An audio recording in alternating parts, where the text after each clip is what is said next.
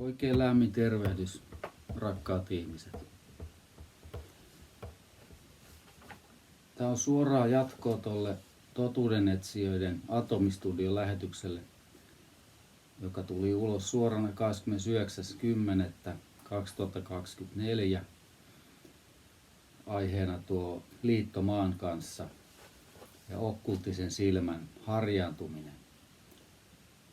Me katsottiin, että on hyvä tehdä nyt suora jatko sille jaksolle, koska nyt toista ei ainakaan vielä ole tietenkään näköpiirissä. Ja tämä Atomistudion lähetys jäi niin teknisistä ja vähän muistakin syistä niin pikkusen sirpaleiseksi ja ehkä uusille hitusen vaikeaksi ymmärtää, ja tietenkin se jäi kovin lyhyeksi. Tervetuloa mukaan kaikki ihanat pakana-ihmiset.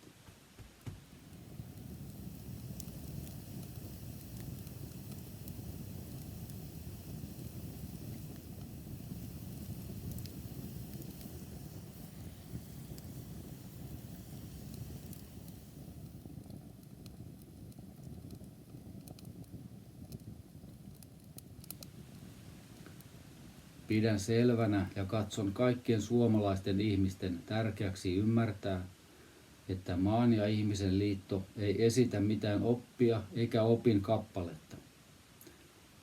Ymmärtämys elämästä, luonnollinen viisaus, joka saa ihmiset toteuttamaan elämänsä yhteistyössä maan ja kaiken elollisen kanssa, välittyy aina vahvimmin ihmiseltä ihmiselle, vanhemmilta lapsille, aina suullisesti ja yksinkertaista ja käytännöllistä yhteisöllistä elämää elettäessä. Jättäkäämme opinkappaleet, tieteet ja filosofiat, joita on sokeasti uskottava, kirkkovaltion painolastiksi, sillä ne on sommiteltu vain orjuuttamaan ja sokeuttamaan ihmiset. Itse mielelläni käytän ajasta, jossa elimme ennen uskontojen tuloa sanaa pakana aika, ja tunnen itse olevani ylpeä pakana ihminen.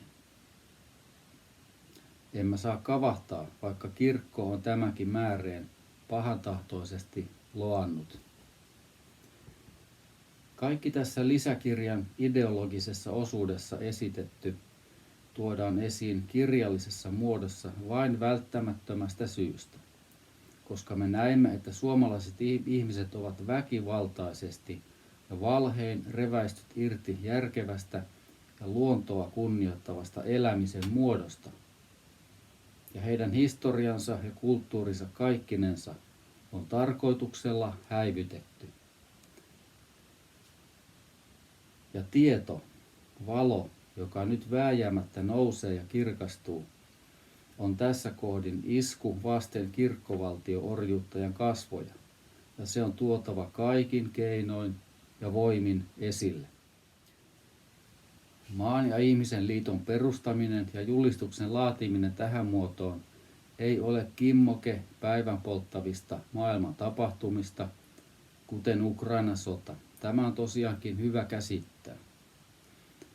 Näky vallanvaihdon ja kaikkinaisen muutoksen tarpeesta Suomen maassa on tekeytynyt vuosikymmeniä, ja tähän muotoonsa puristettua liiton tavoite- ja toimintajulistusta on edeltänyt vuosien saatossa paljon työtä, etsimistä, löytöjä, monenlaisia askelmerkkejä, luonnon toiminnan okkultista tutkimusta ja utopistisia hahmotelmia. Konkreettisesti perustettu muun muassa Taivaan valtakunnan ystävät-yhdistys, Onnellinen Suomi-yhdistys sekä Aarevuoren louhijat seura, jälkimmäisin lähinnä ideologiseksi yläkäsitteeksi laajalle Raamatun tutkimus- ja siivoamisprojektille, joka poiki varsin laajan tutkimusaineiston, josta julkaistu 2 kirjaakin, Iloisen sanoman kantaja ja Muurilta katsoja. Ja viimetteeksi perustettu Viisauden puolue, jonka julistus ja perusteet muodostivat lopulta rakenteen maan ja ihmisen liiton tavoite- ja toimintajulistukselle sekä hahmon ideologialle. Minua ei kiinnosta vähääkään puhua päivänpoliittisista ynnä muista asioista, saatikka koronasta. Mutta sen verran nyt, että kotimaisen mediamme saattua tämän kyseessä olevan vakavan tartunnan minä ymmärsin, että koronahässäkkä pelaa meidän pussiin. Ihmisten kyllästyminen valtionhallinnon järjettömään tempoiluun ja mielenvikaiseen vallankäyttöön ja kirkon edustajien valheiden molitukseen saa tahtotilan muutoksen välttämättömyydestä voimistumaan. Joko salatummin orastavana kipinänä otollisten suomalaisten ajatuksissa ja sielussa, tai aivan näkyvimpänä ja vaikuttavampina toimina. Meille on syötetty väärää tietoa ja meidät on saatu pelkäämään. Tämä on seikka, joka estää meitä suomalaisia toimimasta voimallisesti ja järkevästi omaksi ja tämän maan parhaaksi. On käytettävä kaikki keinot voimautuaksemme yhdessä. Tahdon sanoa tämän. Kun sinä ja minä, tai kuka tahansa suomalainen vaaleaihoinen ihminen täyttyy ymmärryksen voimasta ja päättää toimia, kimpoaa sohvaltaan ja alkaa suuntaamaan ajatustaan ja tekojaan todella eläviin seikkoihin, niin samalla laitetaan liikkeelle äärimmäisen voimakkaita energia-aaltoja. Sama kuin veteen heitetty kivi saa vastustamattomasti aikaan joka suuntaan veden pinnalla ja alla etenevien laineiden synnyttämän paineaallon. Siinäpä elämän älyn toiminnan pulssi, jota pahantahtoiset ja väärän tiedon varassa puuhastelevat ihmiset voivat yrittää sekoittaa, mutta eivät pysäyttää. Kaikki ideologinen kirjoitus ja pohdinta, jota Maan ja ihmisen liiton julistus ja lisäkirja pitävät sisällään, heräävät eloon toiminnassa, joka toteuttaa yhteiskunnan ikeestä irtautumisen ja luonnonmukaiseen elämänmuotoon siirtymisen. Kirkkovaltion otteessa ihminen sairastuu, latistuu, tyhmentyy. Luonnon yhteydessä tervehtyy, viisastuu ja löytää eläväisen itsensä. Vielä alkusanoista lyhyesti. Ideologia ja utopia.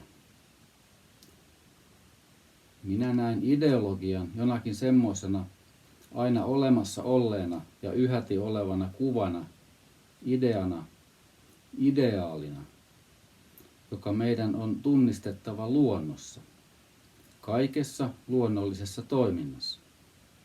Logia, logiik, järki, joka näyttäytyy näkijälleen kaikessa koskemattomassa luonnon toimessa.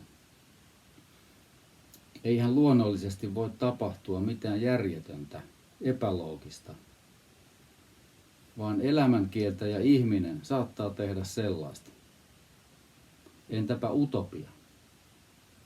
Minä tahdon antaa utopiamääreille tietyllä tavoin uudenlaista merkityssisältöä, koska tunnen sen olevan juuri sen elämisen tilan, jonka ihmisyhteisö, heimo, klaani ja laajemmin koko ihmiskunta kollektiivisena tietoisuutena saavuttaa luonnonmukaista eloa eläessään. Siinä toteutuu ilmi elämisen ja tietouden tila, jossa ei ole sijaa ristiriitaisuuksiin, koska ajatusta ja toimea johtaa elämän äly. Yksilökeskeisyys, individualismi, lakkaa olemasta, sillä ihmisen ei ole enää tarvis tahtoa mitään, vain itselleen. Se on elävä kuva, ideologia, jota tässä tavoitellaan, ja se on luonnollisesti olemassa. Ei se ole ihmisen luomus, ihmisen aivoittelema kuva, jota luonnosta erkaantumisesta johtuvan sairauden ilmioireita teologia, teokratia, teknologia ja kaikki uskonnot ovat. Nämä luonnottomat tekeleet tulevat romahtamaan luonnollisen ideaalin astuessa meihin. Meidän löytäessä jälleen elävän kuvan ja sen kautta luonnon voimat, okkulttiset voimat ja idolit, jotka ojentavat meille avaimet paratiisiin, utopiaan.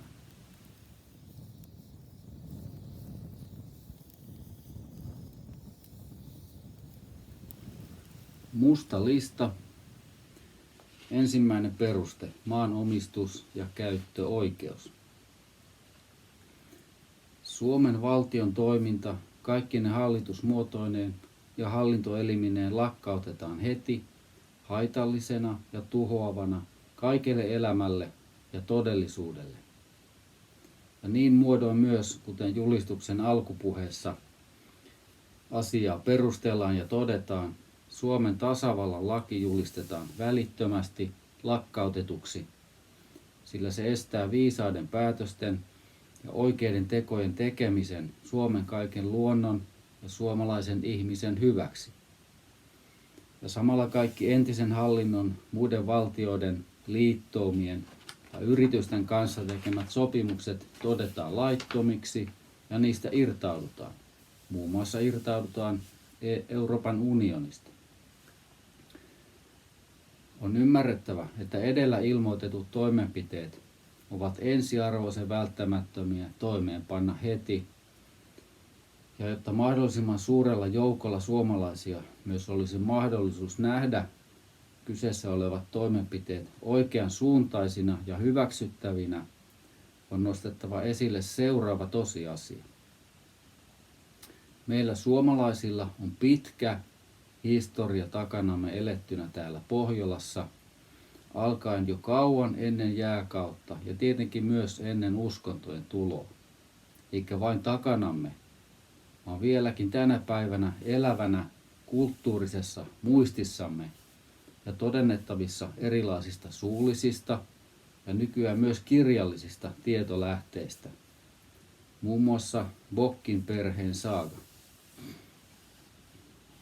Ennen kuin kirkollisvaltiollinen järjestelmä väkivalloin tuotiin Pohjolaan, Suomen maahan, oli ihmisillä tosiaan oikeus asuttaa tätä silloin vielä puhdasta ja kukoistavaa, yltäkylläistä runsautta tarjoavaa maata, missä halusi.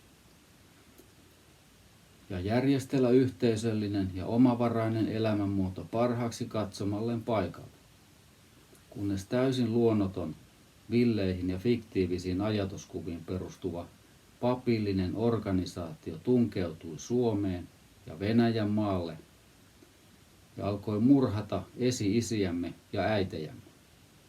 Ryösti meiltä meidän maa ja muassaan tuoman ideologian ja rahajärjestelmän sekä verotusoikeuden avuin orjuutti suomalaiset. Vielä ainakin osin niin sanotussa väinämöismytologisessa viisaudessa eläneet ihmiset ja tuhosi järjestelmällisesti luontoa kunnioittavan elämänmuodon, kulttuurin. Häivytti ikiaikaisen menneisyytemme kirjoittelemalla valloittajan oikeudellaan jumalaoppiaan mukaillen historian uudestaan. Edellä esille nostettuun tosiasiaan vedoten, kuten julistuksen ensimmäisessä perusteessa maanomistus ja käyttöoikeus on mainittu, kaikki Suomen rajojen sisällä oleva maa-ala, sisävesistöt ja merialueet ja ilmatila siirtyy lakkautetulta Suomen valtiolta maan ja ihmisen liiton hallinnan alaisuuteen, jälleen takaisin suomalaisen ihmisen käyttöön ja asutettavaksi.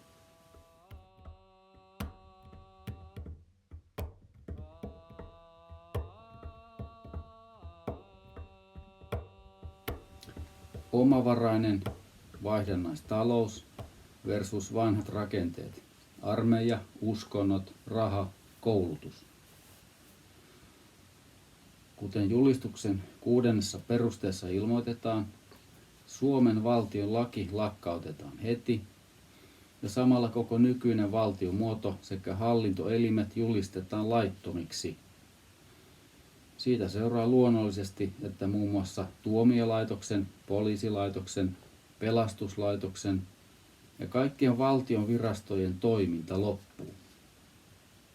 Suomen armeijan eli sotavoimien toiminta lopetetaan välittömästi.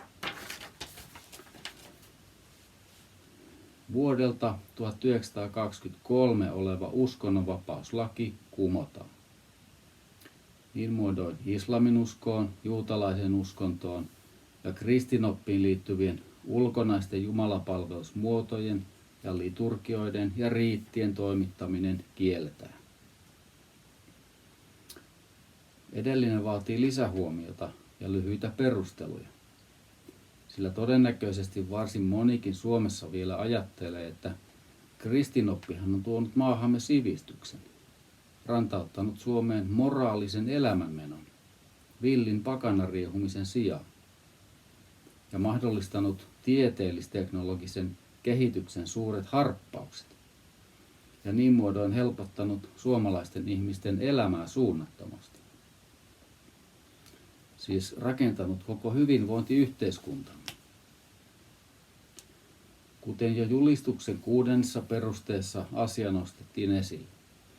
Kirkko ja valtio ovat juuriltaan sama järjestelmä.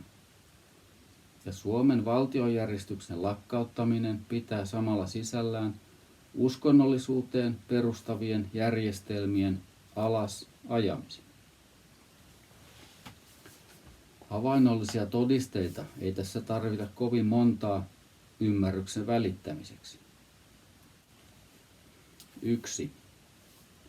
Koska me, maan ja ihmisen liiton ideologian ymmärtävät ihmiset näemme, että kaikki Suomen maata, vesiä, ilmaa, puustoa ja eläimistöä tuhoava toiminta on lopetettava heti, näemme myös, mikä taho sitä tekee. Suomen valtio. Mikä on kristillisen kirkkomme osuus tässä?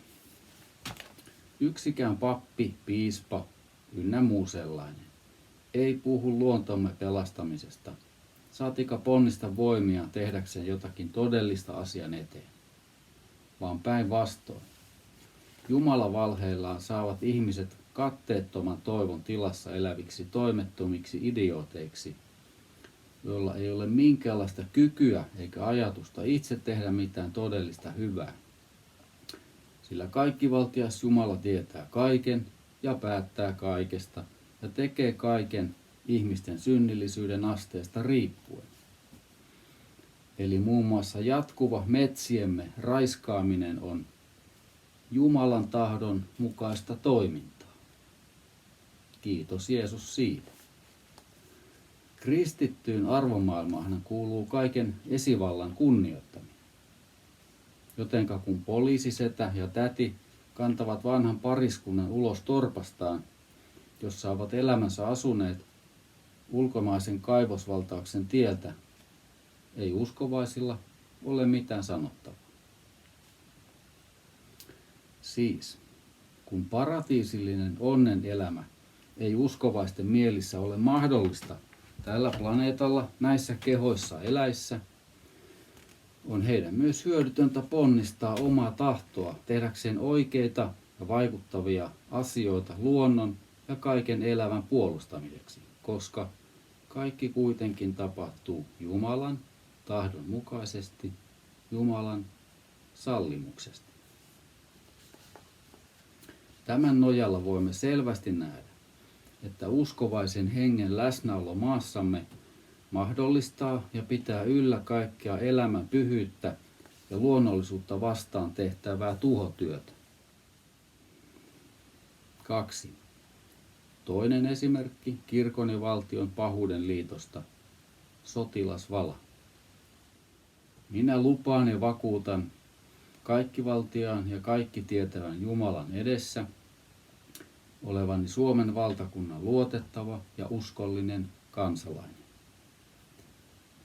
Minä tahdon kaikkialla ja kaikissa tilanteissa, rauhan ja sodan aikana, puolustaa isänmaani koskemattomuutta, sen laillista valtiojärjestystä sekä valtakunnan laillista esivaltaa. Jos havaitsen tai saan tietää jotakin olevan tekeillä laillisen esivallan kukistamiseksi tai maan valtiojärjestyksen kumoamiseksi, tahdon sen viipymättä viranomaisille ilmoittaa. Lupaan käyttäytyä kunnollisesti ja ryhdikkäästi, totella esimiehiäni, noudattaa lakeja ja asetuksia sekä säilyttää hyvin minulle uskotut palvelussalaisuudet. Kyllä. Astuttaessa tappamiseen erikoistuneen maallisen organisaation palvelukseen luvataan juhlallisesti kaikkivaltiaan Jumalan edessä puolustaa valtiollista lakia ja järjestystä, joidenka nimenomaisella nojalla ja luvalla tuhotaan järjestelmällisesti Suomen luontoa ja orjuutetaan ihmisiä. Ja samalla palvelukseen astua vieläpä lupaa Jumalalle toimivansa valtion vasikkana havaitessaan toimintaa, joka tähtää tuhoa ja murhaa kylvävän järjestelmän kumoamiseen. Kirkon ja valtion loisliitto paljastettu. 3. Entäs juutalainen uskonto ja islaminoppi? Ne kielletään Suomesta, koska ympärileikkaus. Kaikki ymmärtää tämän. Lasten genitaalien silpominen Jumalan ja Mooseksen käskystä on äärimmäisen mielisairasta väkivaltaa lasta ja kaikkea elävää kohtaan. Sanovathan juutalaiset uskovaiset aivan peittelemättä, että ympärileikkaus on tärkeä osa juutalaista identiteettiä. Tärkeä osa juutalaista identiteettiä.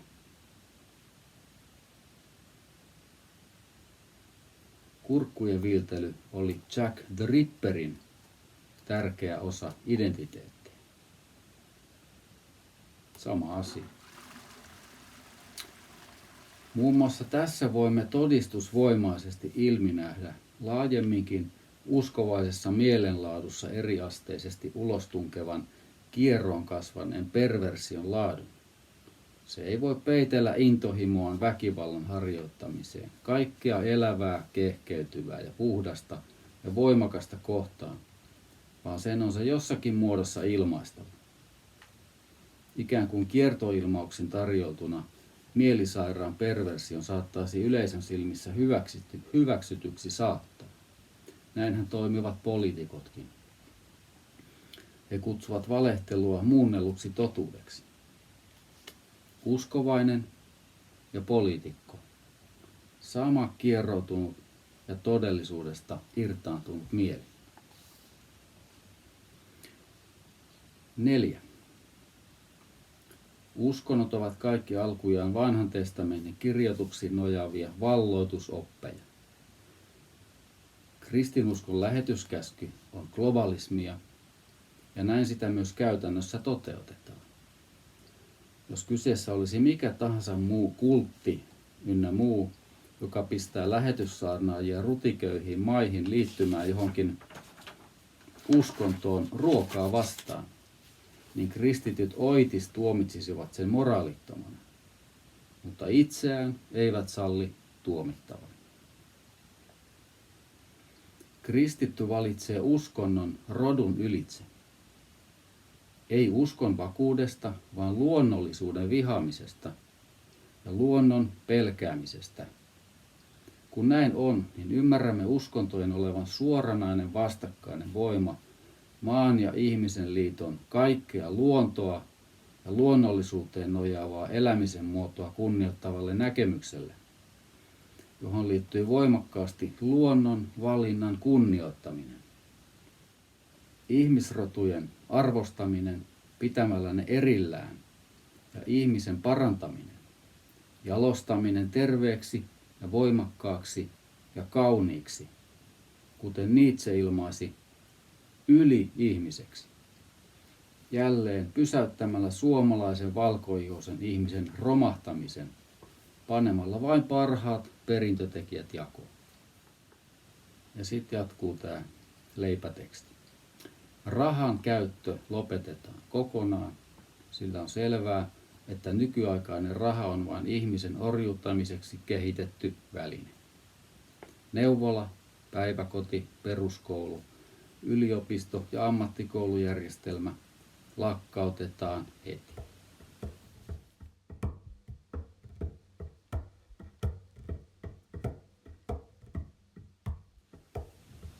Liiton ottaessa vallan Suomen maassa kaikki muuttuu hyväksi jälleen, mutta ei yhdessä yössä.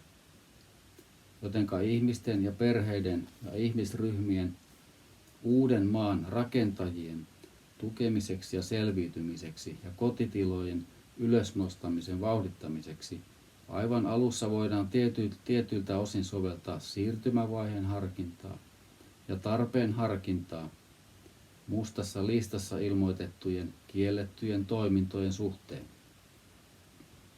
Eli sallia hyvin harkitusti ja perustellusti välttämättömästä syystä poikkeustoimintaa kielletyn asian suhteen. Poikkeavan toimintaan on aina saatava viisasten ryhmän lupa. Muutama esimerkki. Liittyen perusteeseen 3, energiatalous. Mikäli teknisesti mahdollista, voidaan tässä kohdin valmiilla laitteilla tuottaa sähköä. Esimerkiksi vuorovesi, aurinkopaneeli tai maalämpö ja ottaa sitä talteen soveltaen erilaisia uuden ajan innovaatioita. Peruste 4. Ravinto ja terveys. Suomi on laaja maa, ja koska ihmisten käytännöllinen ryhmäytyminen, kyläyhteisöjen rakentuminen eli samalla ravintoresurssien yhteistuottamisen käynnistäminen on monilla alueilla hitaampaa, voidaan tarpeen harkintaa soveltaen antaa lupa selviytymisen tukemiseksi pienriistan metsästämiseen, esimerkiksi loukolla tai jousiaseella. Menetelmällä, joka ei tuota eläimelle kärsimystä lopettamistoimenpiteen lisäksi. Peruste 5. Infrastruktuuri. Kuten mainittua, bensaa ja moottoriöljyä ja muita myrkkyjä ei tuoda enää Suomeen. Mutta vaikkapa ihmisten siirtämiseksi maaseudulle tai kotitilalle tärkeiden tavaroiden kuljettamiseksi tai rakennus- ja korjaussaneerausvaiheessa voidaan käyttää ajoneuvoja ja koneita, mikäli menovettä sattuu riittämään. Ja viimeinen huomio. Perusteen 1 maankäyttö ja omistusoikeus sekä perusteen 6 omavarainen vaihdannaistalous vastaan vanhat rakenteet suhteen ei käytetä siirtymävaiheen harkintaa eikä tarpeen harkintaa.